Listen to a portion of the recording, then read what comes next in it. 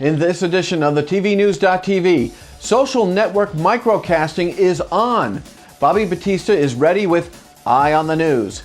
And on the sports TV news, the mega matchup between ESPN and Fox News. Stand by for the TV News. This is the TVNews.TV, brought to you by American Ingenuity Media. Simply the solution for innovative on-air promotion, video marketing, plus internet and social marketing. Visit them at AmericanIngenuityTV.com and on Facebook. Here now is Jeff Grimshaw. Welcome to the TVNews.TV. I'm Jeff Grimshaw. It's Friday, March 30th, and here now is the lead. Social marketing niche casting is here. Just as TV has gone from broad-based to microcast, social media appears to be poised to go on the same trajectory. Consider the first and only comedy social network, MyFarcebook.com. MyFarcebook.com goes live on April Fool's Day, and so, as they say, log on now and laugh now. Now, we will be talking to MyFarcebook spokesperson teleprompter in our next edition of the TV News. And now to some real news and views. Let's send you down to Atlanta, where former CNN anchor Bobbie Battista has her Eye on the News. Hey Jeff, thank you. Coverage of the one story dominating the news this week is causing almost as much comment as the story itself. All three news networks have been going wall to wall with the story of Trayvon Martin, the 17-year-old shot and killed by a neighborhood watchman in Florida. It's a tragic story that has ignited high emotion across the country, from the president all the way down to the new Black Panther Party. Several observations stand out. First, it's interesting and troubling to note that Al Sharpton, who has a show on MSNBC and is a vocal and prominent activist in this story, is essentially covering himself. He appears as a spokesperson at rallies with Trayvon's parents and then goes back to the studio and tries to cover the story in a fair and balanced way. Or does he? How does that work exactly without an inherent conflict? I will concede that Mr. Sharpton is not really a journalist, he just plays one on TV. And MSNBC says it is comfortable with his dual role. But the public's perception is skewed by this sort of thing, and it's yet another example of broken boundaries and trust in television news coverage.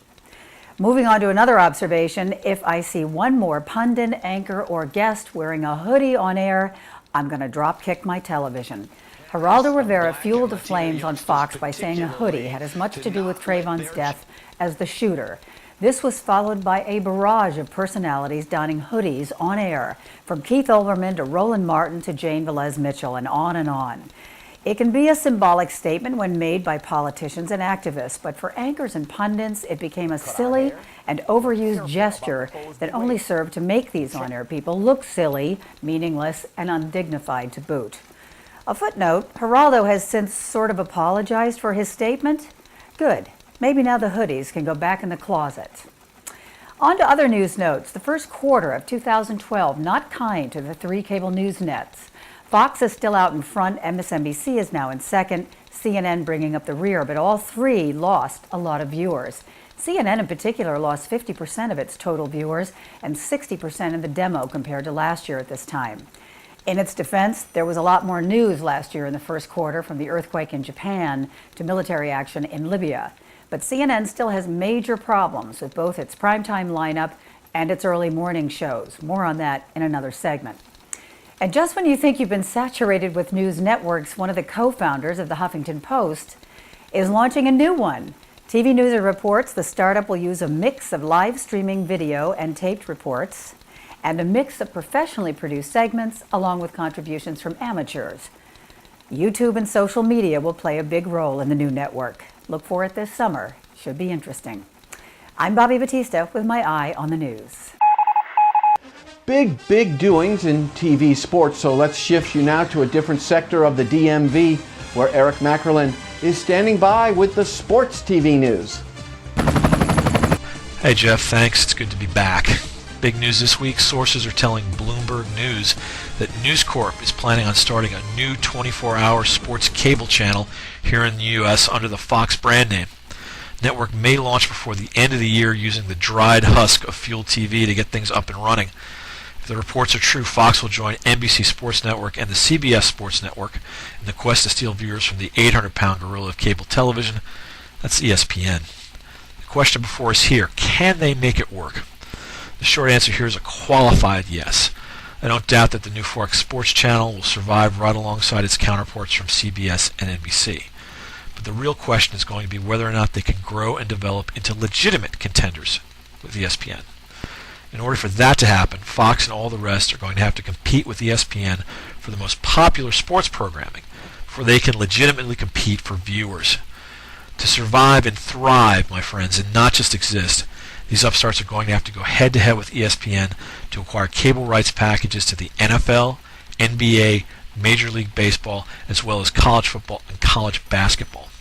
It's the rights packages that ESPN has completed with these sports that allow it to command the highest subscriber fees in the business.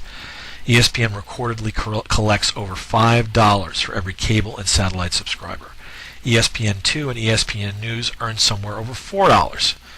Fuel TV, meanwhile, charges only 15 cents a head.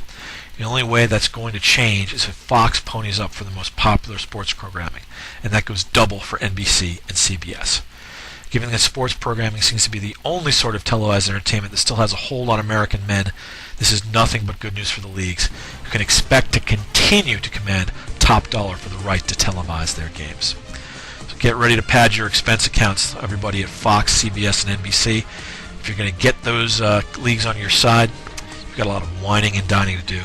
And ESPN's going to be in a lot of trouble if it doesn't work to compete to keep those leagues. We already know from the way that NBC outmaneuvered ESPN on the Sunday Night Football package that they can be beaten. It was a big win for NBC, big loss for ESPN. They paid the price.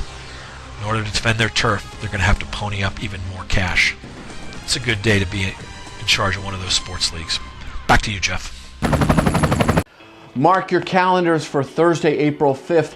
That's the premiere of our newest feature here called The TV News Judge and Jury. And we will have veteran media legal analyst Gwendolyn Lindsay Jackson, who will focus on media legal matters. Next case. Time is running out this week for your chance to win one of our The TVNews.tv mugs. They're pretty good.